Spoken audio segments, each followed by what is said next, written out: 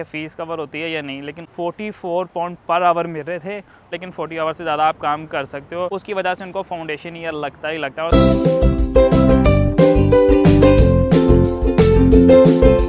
अस्सलाम वालेकुम everyone, welcome back to a new video. तो यार कैसे हो आप सब? उम्मीद करता हूँ आप सब खैरियत से हो गए। भाई आपके को अभी हुई है छुट्टी और मैं जा रहा था घर, तो मैंने सोचा उससे पहले एक मैं वीडियो बना लूँ, क्योंकि मुझे इतने स्टूडेंट्स का मैसेज था जो कि इंटरमीडिएट अभी पास करके हटे थे, और एक ही मैसेज था कि यार हम बैचलर्स के लिए आना चाह रहे हैं, तो हमें ये बताओ कि हम यहाँ पर सर्वाइव कर लेंगे या नहीं कर लेंगे। हम यहाँ पर बैचलर्स अपना करके हैं, मास्टर्स में हैं, या फिर हमें पहले बैचलर्स यहाँ पर ही करना चाहिए और फिर मास्टर्स भी हम यहीं पे कर लें। तो आज इस सब बात का खुलासा करूँगा, बताऊँगा कि मास्टर्स की लाइफ कैसी है, बैचलर्स वालों की लाइफ कैसी है। फ़िलहाल मैं हूँ भाई बॉन्ड स्ट्रीट पर, घर जा रहा था, तो मैंने कहा भाई पहले वीडियो बना लूँ क्योंकि बाद में रोशनी ख़त्म हो जानी थी।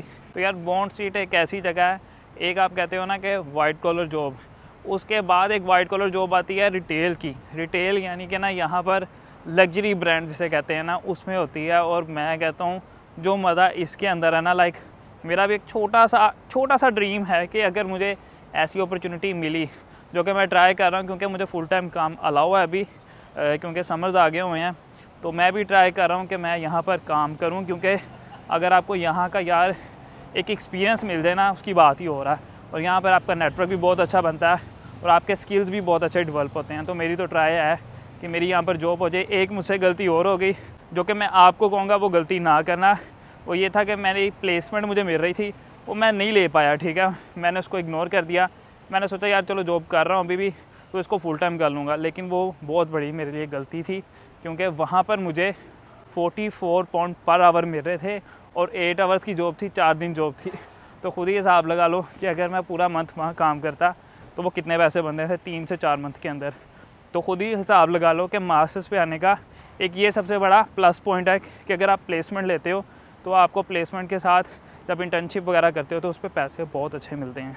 लेकिन आज का जो मेरा टॉपिक है वो बेसिकली मैं बैचलर्स को कवर करने वाला हूँ कि बैचलर्स की लाइफ यहाँ पर कैसी है, ईजी है, हार्ड है, जॉब्स कैसी मिलती हैं, उसके साथ साथ यहाँ पर रह कर वो अपनी फ़ीस निकाल सकते हैं या नहीं निकाल सकते।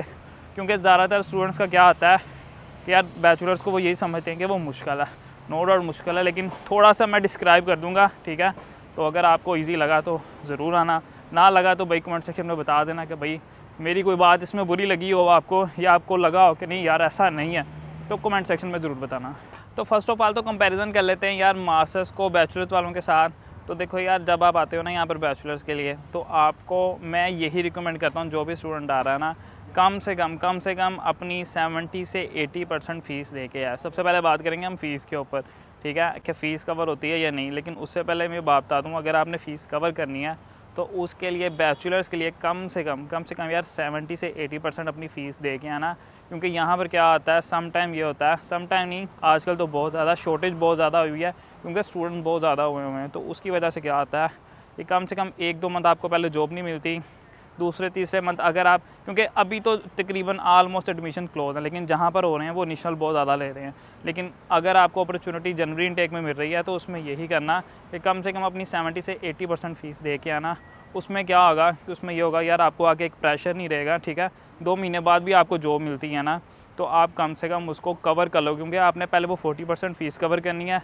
फिर जब आपका नेक्स्ट ईयर शुरू होगा तो नेक्स्ट ईयर के बिल्कुल शुरू में भी आपको इनिशियल डिपॉजिट देना पड़ता है। इनिशियल डिपॉजिट तो नहीं कह लो, आपको जो फर्स्ट ईयर की फ़ीस है वो शुरू में देनी पड़ती है, वो भी कम से कम 5-6 हज़ार होगी, तो आपने वो भी कवर करनी है। तो अगर तो कोई आ रहा है तो सबसे पहले उसको मेरी सलाह यही है कि भाई कम से कम इतने % अपनी फ़ीस दे के आना।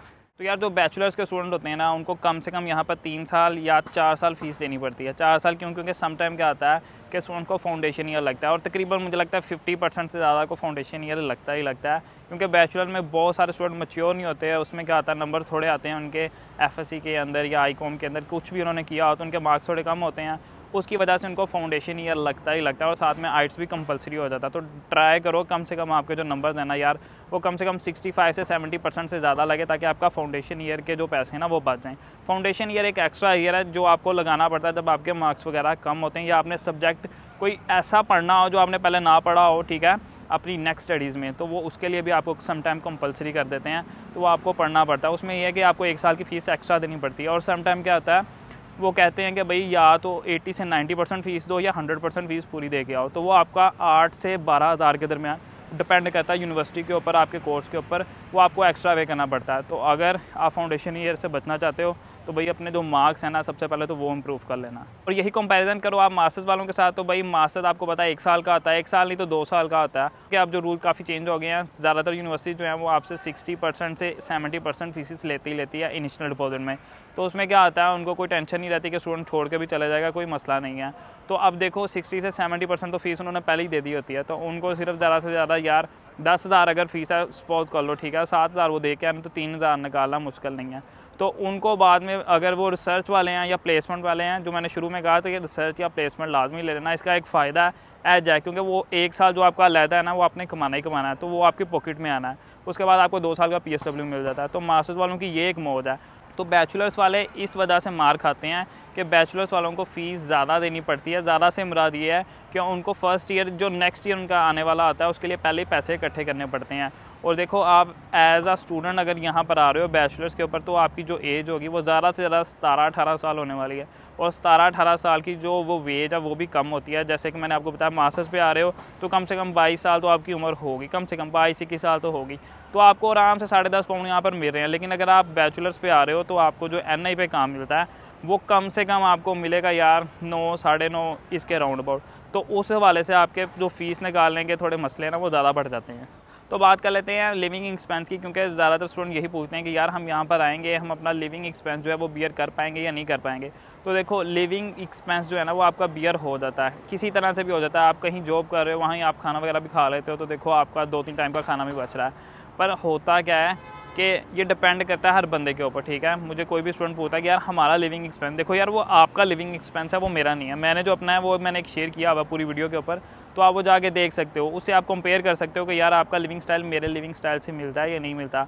लेकिन अब देखो आपका कम से कम जो 300 से 400 पाउंड जो है ना, वो कम से कम आपका अकोमोडेशन वगैरह का आने ही वाला है। तो वो कम से कम 300-400 एक साइड पे कर दो, वो आपका लगना ही लगना है। उसके बाद फूड जो है वो आपने खाना ही खाना है, ठीक है। कम से कम अगर घर बनाते हो ना तो 150 से 200 पाउंड इनफ है। बहुत ज़्यादा अगर रज के भी खाओ ना तो ये बहुत ज़्यादा पैसे हैं। उसके बाद आपका ट्रैवल कॉस्ट कम से कम डिपेंड करता है आपकी यूनिवर्सिटी कहाँ पर है। मैं हमेशा यही रिकमेंड करता हूँ कि यूनिवर्सिटी लो तो इनर सिटी के अंदर लो, ठीक है। लाइक इनर लंदन हो गया, इनर बर्मिंघम हो गया, क्योंकि आउटर जाने में ना बहुत मुश्किल आती है। आपका एक ट्रैवल लगता है, ट्रैवल के साथ आपको फूड वगैरह भी लेके जाना पड़ता है, उसके साथ आपका टाइम भी ज़ाया, तो वो पूरा एक दिन आपका ज़ाया जाता है। तो ट्राई करो यूनिवर्सिटी जो भी मिले वो इनर सिटी के अंदर लो। और सम टाइम क्या आता है यार, कोई चीज़ पसंद आती है, बंदा कहता है यार ये भी मुझे चाहिए, तो उसमें कम से कम 50-100 पाउंड आप वो भी लगा लो। तो कम से कम जो आपके राउंड अबाउट 700 to 800 पाउंड जो है ना वो ऐसे ही लग जाते हैं।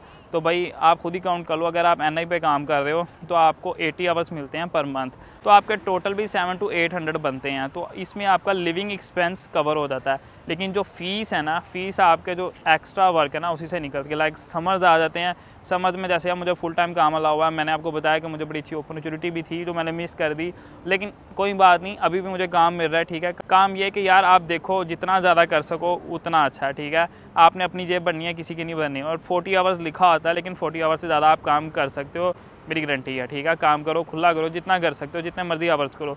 अब उसमें क्या है, अब ये डिपेंड करता है कि आप कितना काम करोगे, ठीक है। मुझे नहीं पता, मेरी जितनी हद है वो मैं पार कर देता हूँ, वो मैंने पीछे कर दी, मैंने टाइम पे फ़ीस निकाल दी, तो मैं इस टाइम बिल्कुल सेफ़ हूँ। अब मैं जितना भी कमा रहा हूँ वो मेरी सेविंग है। और ऐसे ही अब आपके साथ है। अब मुझे नहीं पता कि आप कितना काम कर सकोगे।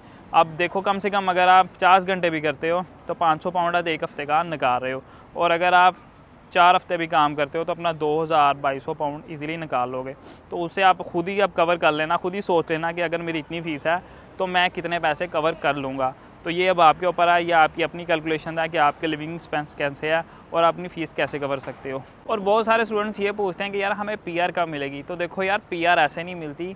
मैंने पिछली वीडियो में भी ये बात एक्सप्लेन की थी कि किसी ने मुझे भी गलत गाइड किया था। उसने कहा था यार 2 साल का आपका मास्टर्स है, 2 साल का PSW है, 1 साल का आपको वीज़ा वगैरह मिल जाएगा, तो आपके 5 साल पूरे और आपको PR मिल जाएगी। तो ऐसा कोई रूट नहीं होता।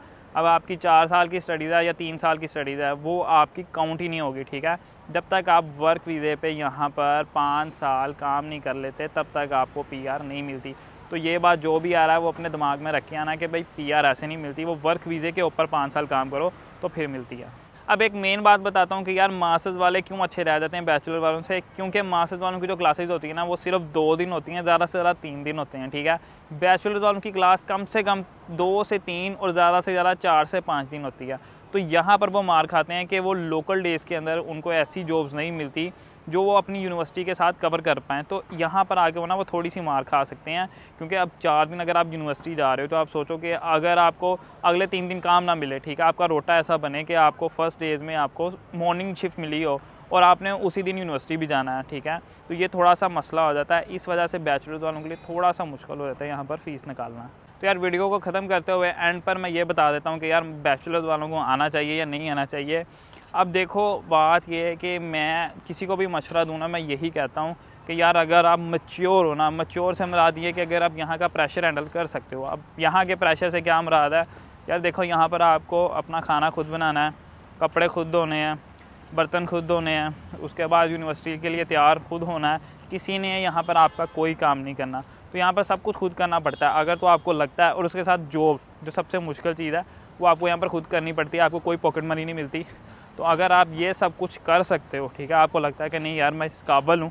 अगर कोई पेरेंट भी ये वीडियो देख रहा है तो भाई अगर उसको लगता है कि उसका जो बच्चा है ना वो बर्गर बॉय नहीं है तो फिर वो यहाँ पर आए। बर्गर बॉय मैंने क्यों बोला कि यहाँ पर आकर जब बर्गर बनाने पड़ते हैं ना वो बहुत मुश्किल काम है, खाना बहुत आसान है। तो अगर कोई ऐसे प्रेशर हैंडल कर सकता है तो भाई ज़रूर आओ, बहुत अच्छी अपॉर्चुनिटी है आप लोगों के लिए। लेकिन अगर जैसे मैंने आपको बताया कि यहाँ पर रूटीन कैसी है, आपको काम कैसे मिलता है नहीं मिलता।